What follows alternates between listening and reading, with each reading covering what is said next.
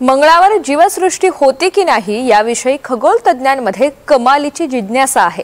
आतापर्यंतच्या संशोधनामध्ये या संदर्भातले अनेक पुरावे हाती लागलेले आहेत, पण आता नासाच्या शास्त्रज्ञांच्या हाती एकदम ठोस पुरावे सापडलेले आहेत।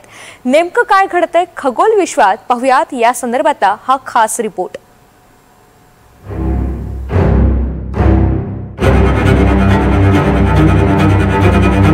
मंगळावर जीवसृष्टीचा पुरावा अखेर मिळाला। नासाच्या पर्सिवरन्स रोवरला मिळालं मोठं यश। 3 अब्ज वर्षांपूर्वी मंगळावर जीवसृष्टीला पोषक हवामान असल्याचं नासानं म्हटलंय। नासाच्या पर्सिवरन्स रोवरनं त्याच्या खोदकाम करण्याच्या यंत्रणेच्या सहाय्यानं मंगळावर एक सुकलेलं नदीपात्र शोधलं। याच नदीपात्रातील खोदकामातनं जीवसृष्टीचे पुरावे सापडल्याचं नासाच्या शास्त्रज्ञांचं म्हणणं आहे। When this image came down last summer and what we saw in this rock गेल्या उन्हाळ्यात जेव्हा ही प्रतिमा खाली आली त्यातून आम्हाला मोठं प्रोत्साहन मिळालं।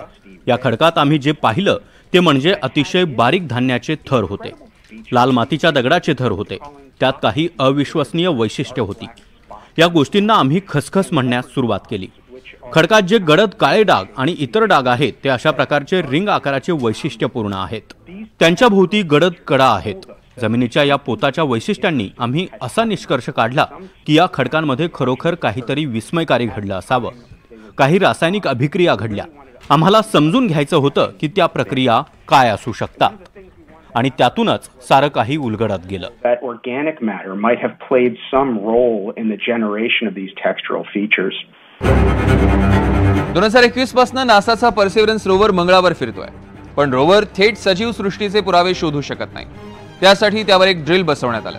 या ड्रिलच्या माध्यमातून मंगळावरचे खडक खोदले जातात। तिथून काही नमुने पृथ्वीवरील संशोधनासाठी उपलब्ध करून देण्याचा नासाचा प्रयत्न आहे। नासाच्या पर्सिवरन्स रोवरने खूप मोठा शोध लावलेला आहे, कारण मागच्या वर्षी एक मंगळ ग्रहावरचा रॉक सॅम्पल म्हणजे एक दगड उचलून त्याच्यावर ॲनालिसिस केलेला आहे आणि आता 1 वर्षानंतर नासा JPL सायंटिस्ट आणि इंटरप्लॅनेटरी मिशनचे शास्त्रज्ञ इंजिनियर्स आता दावा करत आहेत की मंगळ ग्रहावर प्राचीन काळात नक्कीच जीवसृष्टी होती, जे ancient life microscopic life existed on Mars असं म्हटलं जातं। गेल्या वर्षी मंगळावरून आलेल्या काही नमुन्यांचा अभ्यास करण्यात आला। नमुन्यांवर लाल मातीच्या चिखलाचे खडक होते। हे नमुने मंगळावरील जेझेरो विवरातील एका सुकलेल्या नदीपात्रातले असावेत असा शास्त्रज्ञांचा दावा आहे। तिथे पाणी आहे, तिथे जीवजंतू असू शकतात। म्हणजे मायक्रोस्कोपिक का असे ना, पूर्वी in the past life existed on Mars, potential biosignature याला म्हटलं जातं। तर असा हा मोठा शोध लागलेला आहे, एक पाथ ब्रेकिंग डिस्कवरी आहे ही। आणि नासाचे JPL सायंटिस्ट आता 1 वर्षानंतर त्या रॉक सॅम्पलचा ॲनालिसिस करून आता कन्क्लुजन किंवा निर्णायक एक स्टेज आता अशी आलेली आहे की ते दावा करत आहेत की नक्कीच तिथे जीवसृष्टी होती।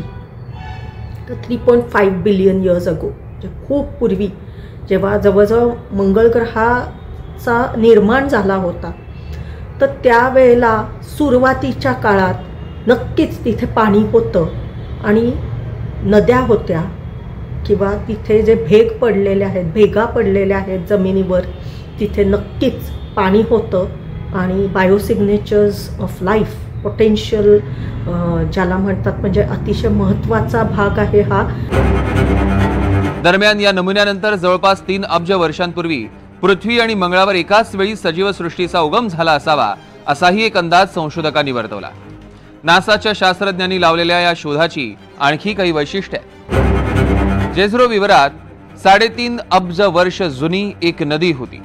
अशा जागा जीवसृष्टीसाठी पोषक असतात। सुरुवातीला शास्त्रज्ञांचा असा समज होता की मंगळावरील मोठ्या आणि प्राचीन खडकांवर जीवसृष्टीचे पुरावे मिळतील, पण या संशोधनातून मिळालेले पुरावे तुलनेनं खूपच नवे आहेत। त्यामुळे मंगळावर अनेक हजार वर्ष जीवसृष्टी असण्याची शक्यता आता निर्माण झाली आहे। आणि तो जेझेरो क्रेटरच का सिलेक्ट केला, तर तिथे शास्त्रज्ञांना अंदाज आहे की नक्कीच तिथे पाणी होतं पूर्वी.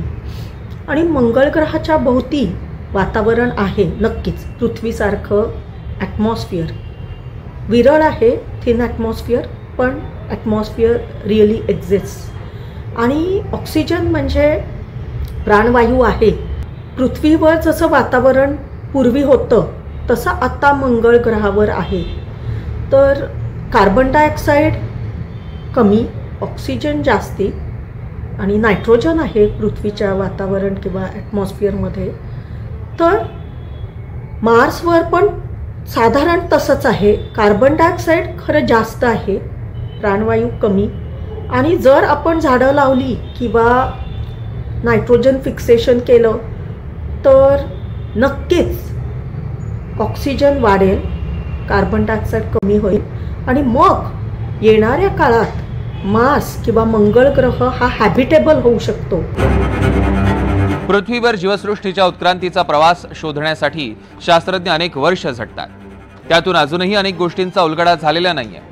आता मंगळावरील जीवसृष्टीच्या अस्तित्वाचे पुरावे सापडल्यानं विश्वाच्या पसाऱ्यातील इतर ग्रहांवरच्या जीवसृष्टीचा शोध घेण्याच्या माणसाच्या जिज्ञासा वाढत जाणार आहे.